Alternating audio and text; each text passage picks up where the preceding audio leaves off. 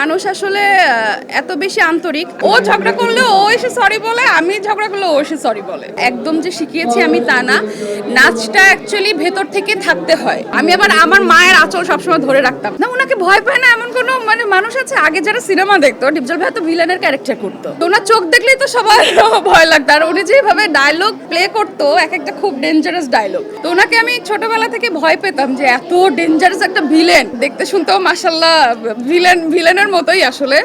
আমার প্রথম সিনেমা ভুলের শুটিং আমি ডিপজল ভাইয়ের বাড়ি থেকে করেছি। হ্যাঁ, সাভারে ছিলাম তো, ফুলবাড়িয়াতে। প্রথম শুটিং এর সময় উনি আমাকে ডাক দিয়েছিলেন যে আমার বাসায় কোন টিম এসেছে, ভুলের টিম এসেছে, আচ্ছা ওদের টিমের সবাইকে ডাক দেওয়ার জন্য। স্ট্রবেরি সুপার ডটেড ও ক্লাসিক ভ্যারিয়েন্টে সেন্সেশন জাগুক শিহরণ। তো যখন আমি প্রথমে সামনাসামনি ডিপজল ভাইকে দেখলাম, তখন আমি প্রথমে যেতে চাইনি ওনার সামনে, যে ওই সিনেমার ভিলেন, না জানি সামনে কি করবে, ওরকমই কিনা মানুষটা, খুব ভয় পেতাম। তো পরে আমার ডিরেক্টর বলছে, রাজু আহমেদ ভাই বলছে, না উনি অনেক ভালো মানুষ, তুমি সামনে চলো, দেখবা তোমাকে অনেক আদর করবে, স্নেহ করবে তোমাকে। আমি আমার সাথে নিয়ে গেল, উনি বলছে আচ্ছা আপনি কিন্তু দেখবেন, আপনি কিন্তু সামনে থেকে যাবেন না, বলে যে আচ্ছা। আমি আবার আমার মায়ের আঁচল সবসময় ধরে রাখতাম, আম্মুর আঁচল ধরেছিলাম যে আম্মু তুমি সামনে থেকো। এবার গেছি, যাওয়ার পরে দেখলাম যে না, অনেক আদর করলো, আমার মাথায় হাত দিয়ে দোয়া করলো, এবং আমাকে প্রথম দিন অনেক চকলেট গিফট করেছিল। তখন থেকে মনে হলো যে না, মানুষটা আসলে অন্যরকম। অনেকগুলো ডায়লগ তো উনি তো অনেক অনেক মানে ডেঞ্জারাস, উনার মতো করে তো আর কখনো পারবো না। আর এটা আমি বলতেও চাই না, ওনার সবগুলো ডায়লগই যখন ভিলেন ক্যারেক্টার করতেন তখন অনেক সব ডায়লগই তো একদম হিট, ফেমাস। আমার ওই ভিলেন ক্যারেক্টারটা পছন্দ ছিল না। উনি যখন ভালো ক্যারেক্টার করা শুরু করেছেন, হিরো, তারপর বড় ভাইয়ের ক্যারেক্টার, যখন এইগুলো করা শুরু করেছে, তখন থেকে ওনাকে আমার ভালো লাগতো।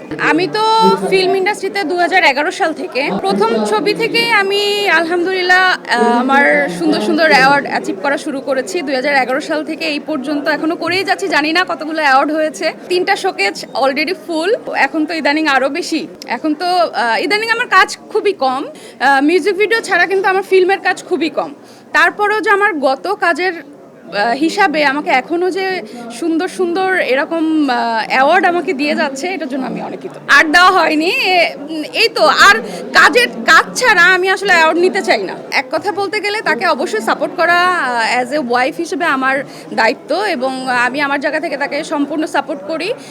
সেই থেকে হচ্ছে কিছু কিছু ভালো কাজ, ভালো গান যেগুলো আমার পছন্দ হয়, আমি যেহেতু নাচের মেয়ে, নাচের গানগুলো আমি রেখে দেই নিজের জন্য করার জন্য।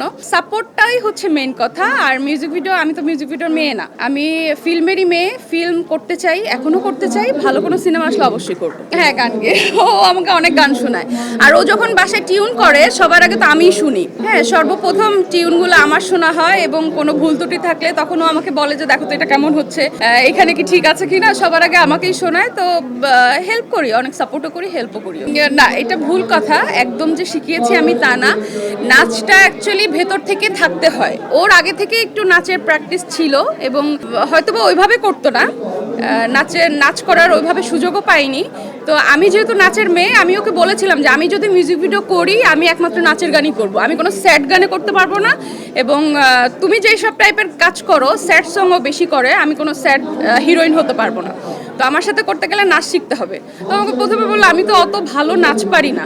তারপর ঠিক আছে, আমি তোমাকে হেল্প করব। তো কোনো মিউজিক ভিডিও শ্যুট করার আগে 2-3 দিন ও হচ্ছে নাচে প্র্যাকটিস করে, আর বাকিটা হচ্ছে ঘরে এসে আমি ওকে দেখাই দিই। আচ্ছা, ও খুব সিম্পল কথা নিয়ে গান বানাতে খুব পছন্দ করে, কারণ এই কথাগুলো হচ্ছে অনেক ছোটবেলায় আমরা ছড়াতে পড়েছি। তারপরে এই যে 2 চাক্কার সাইকেল, মানে সাইকেল তো 2 চাক্কারই হয়, তো এরকম সিম্পল ও কথা নিয়ে ও নিজেই কিন্তু ব্রিজ লাইনগুলো নিজে লেখে। এই যে আতা গাছে তোতা পাখিটা, এই হুট করেই এটা বানিয়েছে। তার আগে কিন্তু রিলিজ হয়েছিল, ভুলে গেছি গানটা, এখন মনে পড়ছে না।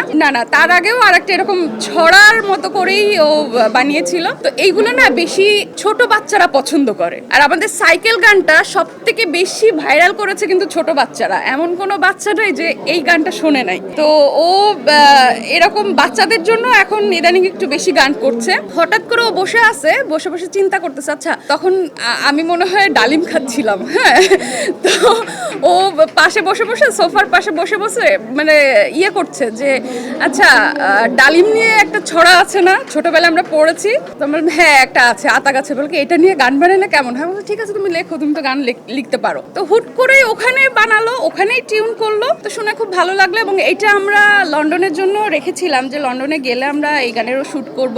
এবং দেশের বাইরে শ্যুট করা আসলে অনেক কষ্ট হয়ে যায়, কোনো হেল্পিং হ্যান্ড থাকে না, বাট এটার এক্সপিরিয়েন্স আসলে অনেক ভালো। আমরা গানটা গতকালকে রিলিজ দিয়েছি, রিলিজের আগ থেকেই কিন্তু এই গানের ব্রিজ লাইনটা এত বেশি ভাইরাল হয়েছে, তো আশা করি সবার কাছে ভালো লাগছে, বিশেষ করে বাচ্চাদের কাছে।